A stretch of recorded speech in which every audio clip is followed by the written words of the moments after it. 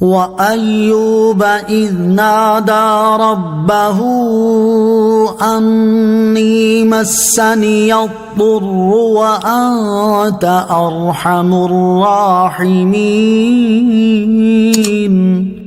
ترجمہ: اور ایوب کو یاد کرو جب اس نے اپنے رب کو پکارا کہ بے شک مجھے تکلیف پہنچی ہے اور تو سب رحم کرنے والوں سے بڑھ کر رحم کرنے والا ہے۔ وہ ایوب، اور ایوب کو یاد کرو۔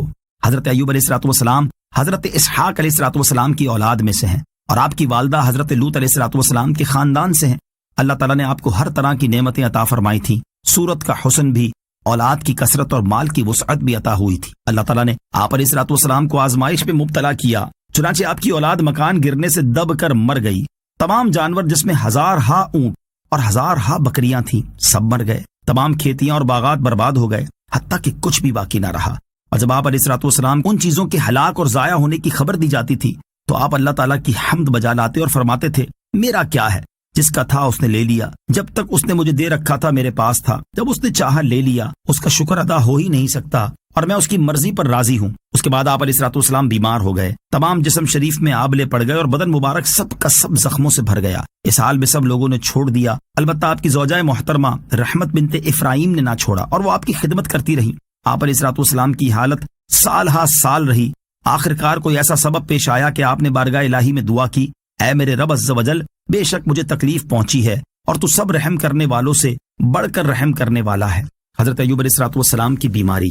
حضرت ایوب علیہ السلام کی بیماری کے بارے میں علامہ عبد المصطفیٰ اعظمی رحمۃ اللہ تعالی فرماتے ہیں، عام طور پر لوگوں میں مشہور ہے کہ معاذ اللہ آپ کو کوڑ کی بیماری ہو گئی تھی، چنانچہ بعض غیر معتبر کتابوں میں آپ کے کوڑ کے بارے میں بہت سی غیر معتبر داستانیں بھی تحریر ہیں، مگر یاد رکھو کہ یہ سب باتیں سر تاپا بالکل غلط ہیں، اور ہرگز آپ یا کوئی نبی بھی کبھی کوڑ اور جزام کی بیماری میں مبتلا نہیں ہوا، اس لیے کہ یہ مسئلہ متفقن علیہ ہے کہ انبیاء علیہ السلام کا تمام ان بیماریوں سے محفوظ رہنا ضروری ہے جو عوام کے نزدیک باعث نفرت و حقارت ہیں، کیونکہ انبیاء علیہ السلام کا یہ فرض منصبی ہے کہ وہ تبلیغ و ہدایت کرتے رہیں، تو ظاہر ہے کہ جب عوام ان کی بیماریوں سے نفرت کر کے ان سے دور بھاگیں گے تو بھلا تبلیغ کا فریضہ کیوں کر ادا ہو سکے گا۔ الغرض حضرت ایوب علیہ السلام ہرگز کبھی کوڑ اور جزام کی بیماری میں مبتلا نہیں ہوئے، بلکہ آپ کے بدن پر کچھ آبلے اور پھوڑے پھنسیاں نکل آئی تھیں، جن سے آپ برسوں تکلیف اور مشقت جھیلتے رہے اور برابر صابر و شاکر رہے۔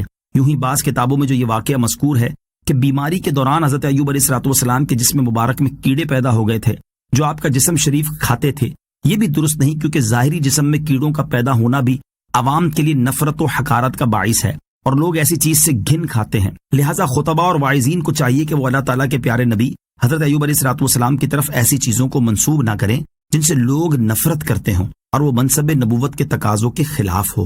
آزمائش و امتحان ناراضی کی دلیل نہیں۔ یہاں یہ بھی یاد رہے کہ اللہ تعالیٰ اپنی بارگاہ کے مقرب بندوں کو آزمائش و امتحان میں مبتلا فرماتا ہے، اور ان کی آزمائش اس بات کی دلیل نہیں کہ اللہ تعالیٰ ان سے ناراض ہے، بلکہ یہ ان کی اللہ تعالیٰ کی بارگاہ میں عزت و قرب کی دلیل ہے۔ حضرت سعد رضی اللہ تعالی عنہ فرماتے ہیں، میں نے عرض کی، یا رسول اللہ صلی اللہ تعالی علیہ وآلہ وسلم، لوگوں میں سب سے زیادہ آزمائش کس پر ہوتی ہے؟ آپ علیہ السلام نے ارشاد فرمایا، انبیاء کرام علیہ السلام کی، پھر درجہ بدرجہ مقربین کی۔ آدمی کی آزمائش اس کے دین کے مطابق ہوتی ہے، اگر وہ دین میں مضبوط ہو تو سخت آزمائش ہوتی ہے، اور اگر وہ دین میں کمزور ہو تو دین کے حساب سے آزمائش کی جاتی ہے۔ بندے کے ساتھ یہ آزمائشیں ہمیشہ رہتی ہیں، یہاں تک کہ وہ زمین پر اس طرح چلتا ہے کہ اس پر کوئی گناہ نہیں ہوتا۔ حضرت انس رضی اللہ تعالیٰ عنہ سے روایت ہے، حضور اقدس صلی اللہ تعالیٰ علیہ وسلم نے ارشاد فرمایا، بڑا ثواب بڑی مصیبت کے ساتھ ہے، اور جب اللہ تعالیٰ کسی قوم کے ساتھ محبت فرماتا ہے تو انہیں آزماتا ہے، پس جو اس پر راضی ہو اس کے لیے اللہ تعالیٰ کی رضا ہے، اور جو ناراض ہو اس کے لیے ناراضی ہے۔ حضرت ایوب علیہ السلام کی دعا سے معلوم ہونے والے مسائل۔ حضرت ایوب علیہ السلام نے اللہ تعالیٰ کی بارگاہ میں جیسے دعا کی اس سے 3 باتیں معلوم ہوئیں۔ نمبر 1، آپ علیہ السلام کی دعا کے الفاظ سے معلوم ہوتا ہے کہ اللہ عز و جل کی بارگاہ میں اپنی حاجت پیش کرنا بھی دعا ہے، اور اللہ تعالیٰ کی حمد و ثنا بھی دعا ہے۔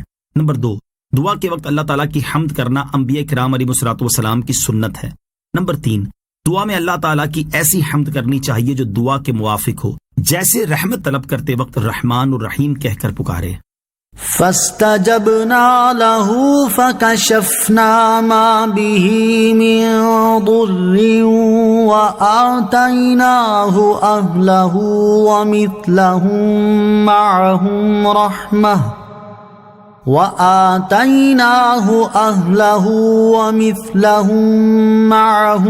رحمة من عندنا وذكرى للعابدين۔ ترجمہ، تو ہم نے اس کی دعا سن لی تو جو اس پر تکلیف تھی وہ ہم نے دور کر دی، اور ہم نے اپنی طرف سے رحمت فرما کر اور عبادت گزاروں کو نصیحت کی خاطر ایوب کو اس کے گھر والے اور ان کے ساتھ اتنے ہی اور عطا کر دیے۔ فاستجبنا لہ، تو ہم نے اس کی دعا سن لی۔ اللہ تعالیٰ نے حضرت ایوب علیہ السلام کی دعا قبول فرما لی، اور انہیں جو تکلیف تھی وہ اس طرح دور کر دی کہ حضرت ایوب علیہ السلام سے فرمایا، آپ زمین میں پاؤں ماریے۔ انہوں نے پاؤں مارا تو ایک چشمہ ظاہر ہوا۔ آپ کو حکم دیا گیا کہ اس سے غسل کیجیے۔ آپ نے غسل کیا تو ظاہری بدن کی تمام بیماریاں دور ہو گئیں۔ پھر آپ 40 قدم چلے، پھر دوبارہ زمین میں پاؤں مارنے کا حکم ہوا۔ آپ نے پھر پاؤں مارا تو اس سے بھی ایک چشمہ ظاہر ہوا جس کا پانی انتہائی سرد تھا۔ آپ علیہ السلام نے اللہ تعالیٰ کے حکم سے اس پانی کو پیا تو اس سے بدن کے اندر کی تمام بیماریاں دور ہو گئیں، اور آپ علیہ السلام کو اعلیٰ درجے کی صحت حاصل ہوئی۔ وَآتَيْنَاهُ أَهْلَهُ وَمِثْلَهُمْ مَعَهُمْ، اور ہم نے اسے اس کے گھر والے اور ان کے ساتھ اتنے ہی اور عطا کر دیے۔ حضرت عبداللہ بن مسعود، حضرت عبداللہ بن عباس رضی اللہ تعالیٰ عنہما اور اکثر مفسرین نے فرمایا کہ اللہ تعالیٰ نے آپ کی تمام اولاد کو زندہ فرما دیا اور آپ کو اتنی ہی اولاد اور عنایت کی۔ حضرت عبداللہ بن عباس رضی اللہ تعالیٰ عنہما کی دوسری روایت میں ہے کہ اللہ تعالیٰ نے آپ کی زوجہ محترمہ کو دوبارہ جوانی عنایت کی اور ان کے ہاں کثیر اولادیں ہوئیں۔ اللہ تعالیٰ نے حضرت ایوب علیہ السلام پر یہ عطا اپنی طرف سے ان پر رحمت فرمانے اور عبادت گزاروں کو نصیحت کرنے کے لیے فرمائی، تاکہ وہ اس واقعے سے آزمائشوں اور مصیبتوں پر صبر کرنے اور اس مصیبت کے عظیم ثواب سے باخبر ہوں اور صبر کر کے اجر و ثواب پائیں۔